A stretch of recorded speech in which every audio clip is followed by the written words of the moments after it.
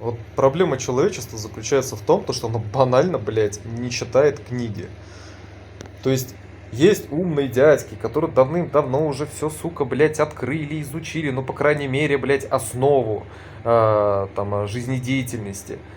А вот обезьянки основные не продолжают думать и гадать, а вот почему оно так, а вот почему оно вот так. Вот я все время столкнулся, ну и сейчас сталкиваюсь регулярно, но было бы это пиздато мне знать, вот где-то года 4, наверное, назад или 5, когда у меня были вот прям лютые пики депрессии, когда я думал, ну типа все пиздец нахуй, короче. Вот.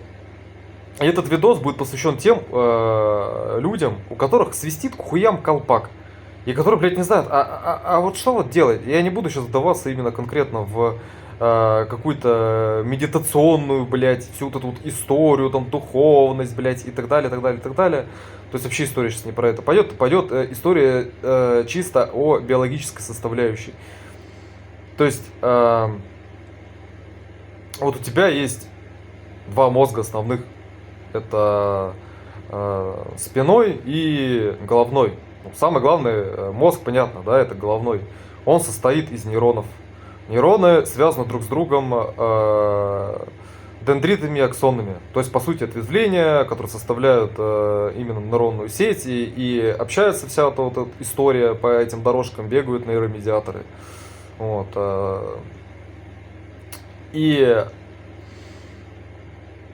основой работоспособности твоего мозга, то есть этой нейросети, первое и основное, это кислород и глюкоза. То есть тебе, блядь, банально нужен чистый воздух, и тебе банально нужны природные сахара. То есть, ну, понятно, если ты живешь в городе, колпаку тебе будет пизда, это 100%, потому что, кислорода нету, и, кислород весь грязный, ну, короче, пиздец. Вот, тебе нужна чистая природа. Вот почему, да, когда у людей депрессухи какие-то, там большинство психологов говорят, блядь, чувак, типа, вот побольше времени проводи там на чистом воздухе, бла-бла. Не просто ж так. То есть основное топливо как бы для твоего мозга это является кислород. То есть нет кислорода, нет, блядь, нормального мышления. Это первое. Второе это глюкоза. То есть сахара. Сахара нужны природные. Вот. Никакие гранулированные, никакие там сахарозаменители. То есть вообще, в принципе, заменить сахар это то же самое, что перестать, блядь, пить воду. Вот. И сахара, как я уже говорю, должны быть природные, больше всего, не знаю, содержатся в том же самом винограде, в яблоках. То есть банально, блядь, если бы человек проводил основную часть своего времени на чистом воздухе и пил хотя бы там, блядь, литр там виноградового сока в день, у него бы уже баня кардинально по-другому бы думала. Вообще, вот просто два таких банальных фактора. То есть второе, есть такие вещества, называются они глютаминовая кислота и гамма-аминомасляная, если не ошибаюсь, кислота.